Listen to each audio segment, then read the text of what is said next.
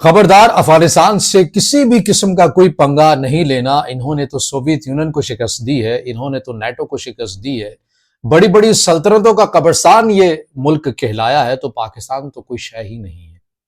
ये वो बयानिया है जो बहुत तेजी के साथ फैलाया गया, मगर कम ही ऐसे हैं जिन्होंने इस बयानिए को गहराई में जांचने की, परखने की या फिर रिसर्च करने की कोशिश की। कुछ नंबर्स हैं, कुछ चीजें हैं और कुछ अदाद शुमार के साथ कुछ तज्जिया आपके मैं सामने रखूंगा। मुमकिन है कि आप इससे इख्तलाफ भी करें, मुमकिन ये भी है कि आप इससे इत्तफाक भी करें, मगर ये मुकम्मल आपकी राय पर मुनहसिर होगा। मगर मैं आज इस बयानी की हकीकत को जिस हद तक मैं समझ सका हूं वो आपके सामने रखने की कोशिश करूंगा। अस्सलाम वालेकुम। आज तारीख है 15 अक्टूबर 2025 और मैं हूं रजा अब्बास। आपसे दरख्वास्त के वीडियो को लाइक और चैनल को सब्सक्राइब जरूर कीजिएगा। इराक जंग कितने अरसे तक चली है? तकरीबन 8 साल का दौरानिया तो बनता ही है। कुछ नंबर्स निकाल कर मैं लेकर आया हूं, वो मैं आपके सामने रखता हूं। एक एक करके हमने बात करनी है तमाम चीजों को। कोशिश करेंगे कि 8 से 10 मिनट के अंदर अपनी बात को समेट लिया जाए। अच्छा, ये देखिए कि इराक जंग कितने साल तक जारी रही। तकरीबन 2003 से लेकर 2011 तक, और ये दौरानिया बनता है 8 साल। इस जंग में अमेरिकी या नेटो फौजी कितने मारे गए?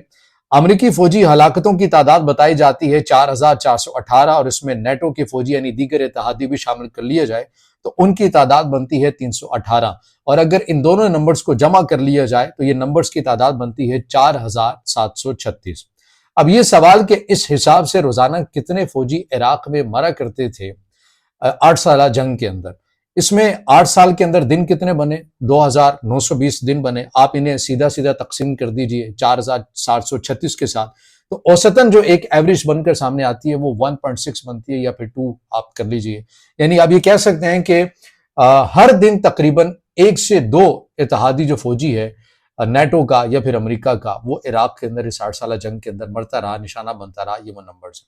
अच्छा, अब आगे चलिए, अब बात कर लेते हैं कि नेटो फौज अफगानिस्तान में कितने अरसे तक रही। नेटो और अमेरिकी अफवाज 2001 से लेकर 2021 तक अफगानिस्तान में रही, और यह दौरानिया बनता है 20 साल। इस जंग में नेटो या अमेरिकी फौजी कितने मारे गए? अमेरिकी फौजियों की तादाद इसमें बताई जाती है 2461, और दीगर इत्तेहादी तकरीबन 1144। कुल तकरीबन ये बनते हैं 3600 फौजी जो है ये मारे गए। अब इसके अंदर रोजाना कितने फौजी मरा करते थे उनको देख लीजिए। 20 सालों के अंदर कितने दिन बनते हैं? 7300 ये दिन बनते हैं।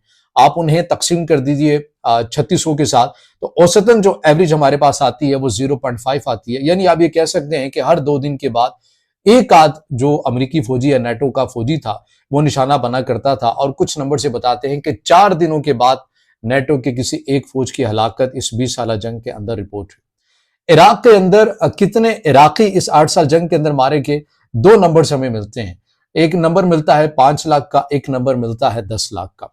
ज्यादा जो काबिल एतमाद नंबर तस्वुर किया जाता है वो 5 लाख का किया जाता है, लिहाजा हम इसी को पिक कर लेते हैं, 5 लाख के नंबर को हम ले लेते हैं। 20 साल जंग के अंदर अफगानिस्तान के अंदर कितने अफगानी जो है वो निशाना बने? इसके अंदर अफगान तालिबान भी हैं, इसके अंदर अफगान सिक्योरिटी फोर्सेस भी हैं, इसमें और भी लोग शामिल हैं, लेकिन थे टोटल के टोटल अफगानी ही थे। इनकी तादाद 20 सालों के अंदर बताई जाती है 1,76,000। जहां पर यानी इराक के अंदर जो 8 साल की जो जंग होती है वहां पर 8 साल के दौरान 5 लाख लोग मारे जाते हैं।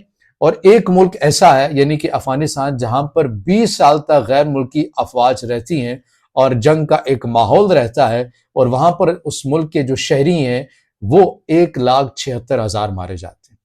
कितना बड़ा फर्क है। एक साइड पर 5 लाख है, एक साइड पर 1,76,000 है।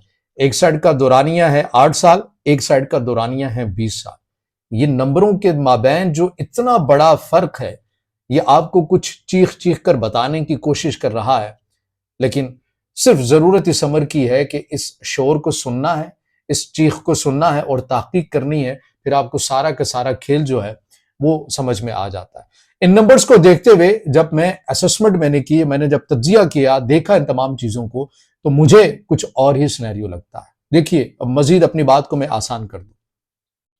सोवियत यूनियन जब अफगानिस्तान के अंदर आया था तो क्या ऐसा हुआ था कि अफगानिस्तान की सरहदों के ऊपर शदीद किस्म की झड़प हुई, जंगें हुई, कत्ल व गारत किया गया और फिर सोवियत यूनियन को यह कामयाबी मिली और वो अफगानिस्तान के अंदर दाखिल हुआ? नहीं, बल्कि यहाँ पर तो खुद افغانستان کے اپنے لوگوں نے ہی تو خط لکھ کر سوویت یونین کو دعوت نامے بھیجے تھے اور ان کو بلایا تھا۔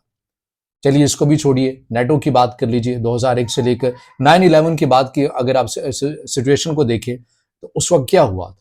شمالی افغانستان سے جب نیٹو یا امریکہ داخل ہوتا ہے تو کہیں پر آپ نے مزاحمت دیکھی؟ ابتدائی سطح کے اوپر آپ نے بالکل افغان طالبان کی مزاحمت دیکھی، کیا وہ مکمل طور کے اوپر تھی؟ شمالی افغانستان سے امریکہ جب داخل ہوتا ہے تو اسے کابل تک رسائی کس نے دی تھی؟ کیا کسی پاکستانی نے دی تھی؟ کیا کسی انڈین نے دی تھی؟ کیا کسی ایرانی نے دی تھی، چائنیز نے دی تھی یا رشیا نے دی تھی؟ مطلب حامد کرزئی کون تھے؟ عبداللہ کون تھے؟ اسماعیل توران وہ ہرات والے وہ کون تھے؟ یا اس کے علاوہ عبدالرب رسول سیاف کی زیادہ بات کی جاتی ہے، یہ کون لوگ تھے؟ یا پھر سب سے بڑھ کر حکمت یار کی بات کی جاتی ہے، تو یہ کون لوگ تھے؟ افغانی ہی تو تھے، انہوں نے ہی تو امریکہ کے ساتھ ایک انڈرسٹینڈنگ بنا کر ایک عبوری حکومت، عبوری نظام بھی بنایا اور کابل تک رسائی بھی تھی، کسی اور نے تو رسائی نہیں دی۔ پھر آپ کے ذہن میں یہ بھی سوال آ رہا ہوگا کہ رضا بھائی آپ یہ کیس کو پٹ کرنا چاہ رہے ہیں کہ 20 سالہ جنگ کے اندر نیٹو کو کسی بھی قسم کی کوئی مشکلات نہیں تھی امریکہ افغانستان کے اندر، تو پھر آپ یہ بھی کہیں گے جب مشکلات نہیں تھی تو امریکہ پھر مجبور کیوں ہوا افغانستان سے نکلنے پر؟ تو میں نے تو یہ نہیں کہا کہ امریکہ کو یا نیٹو کے افواج کو مزاحمت نہیں تھی، مزاحمت کا سامنا نہیں کرنا پڑ رہا تھا، میں تو بالکل کہہ رہا ہوں مزاحمت کا سامنا کرنا پڑ رہا تھا، لیکن دو کردار تھے۔ یہ کردار میں نے نہیں بتائے، یہ کردار خود امریکہ نے بتایا ہے کہ اسے کن کن چیلنجز کا سامنا کرنا پڑا اس 20 سالہ جنگ کے اندر۔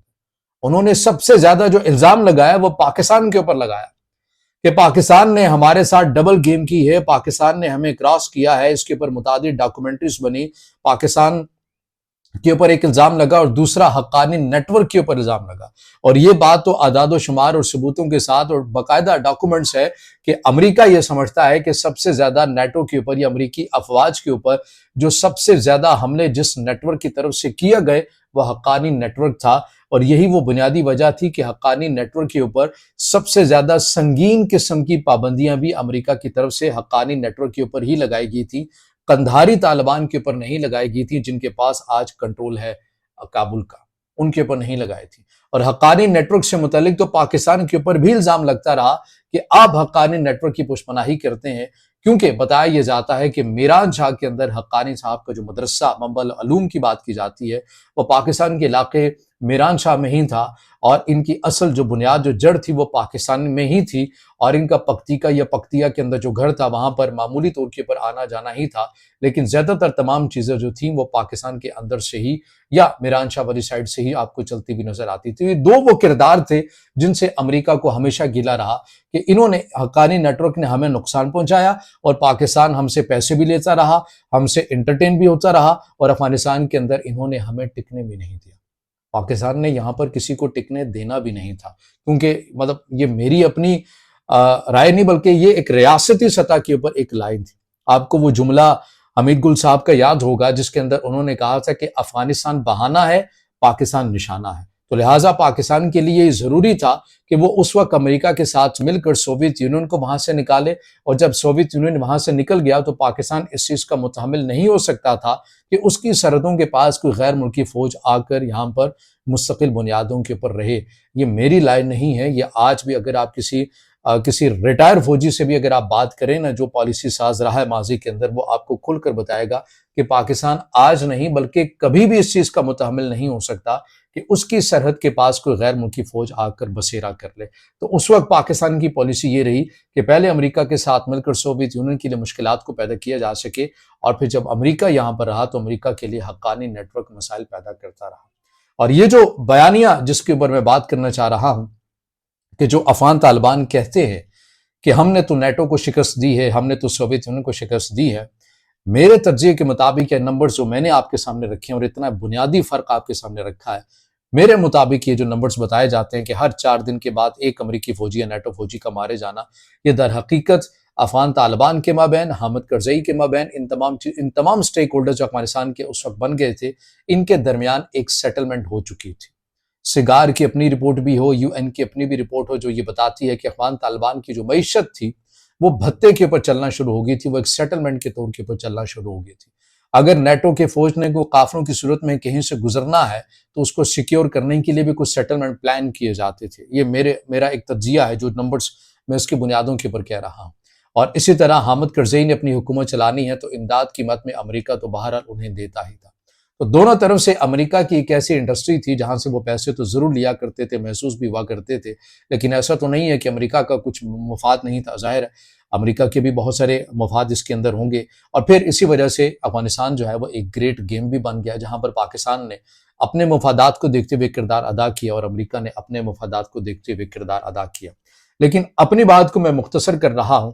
میں اس بیانیے کے اوپر زیادہ بات کرنا چاہ رہا تھا کہ یہ جو کہا جاتا ہے کہ افغانستان یا افغان طالبان قابل تسخیر ہے ہی نہیں ہے، انہوں نے تو بڑی بڑی طاقتوں کو شکست دی ہے، تو در حقیقت جب آپ پڑھنے کی کوشش کرتے ہیں تو آپ کو معلوم ہوتا ہے کہ شکست نہیں دی گئی بلکہ ایک سیٹلمنٹ کے تحت ایک سمجھوتا بھی ہوا ہے.